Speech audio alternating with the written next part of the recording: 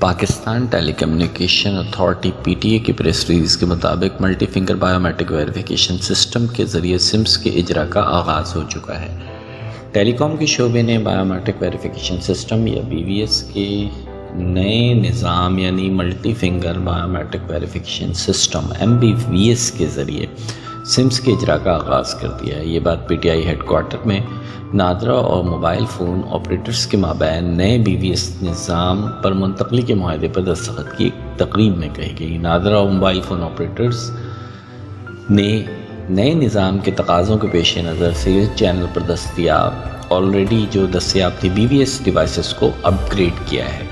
نئے نظام کے مطابق نئی یا ڈپلیکیٹ سم کے اجرا کے دوران تصدیقی عمل کے لیے کسٹمر کے کوائف کے ساتھ ساتھ مختلف انگلیوں کے نشانات لیے جائیں گے۔ علاوہ ازیں صارف کے انگلیوں کے نشانات لینے کے لیے پہلے یہ طریقہ اختیار کیا جاتا تھا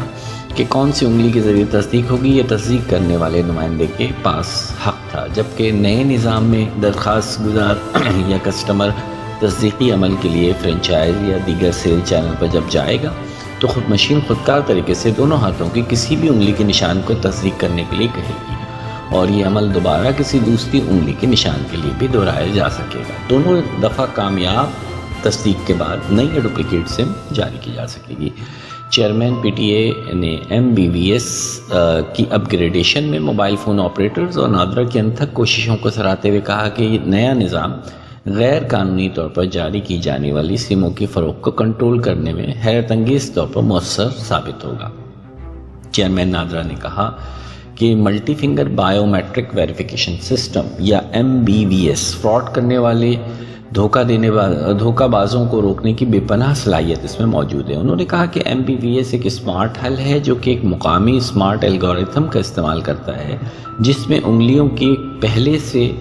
فکس شدہ پوزیشنز کی بجائے انگلیوں کا انتخاب نظام کی طرف سے تجویز کیا جاتا ہے۔ Multi finger biometric verification system MBVS نہ صرف موبائل فون سم کے اجرا کے لیے استعمال ہونے والے پہلے سے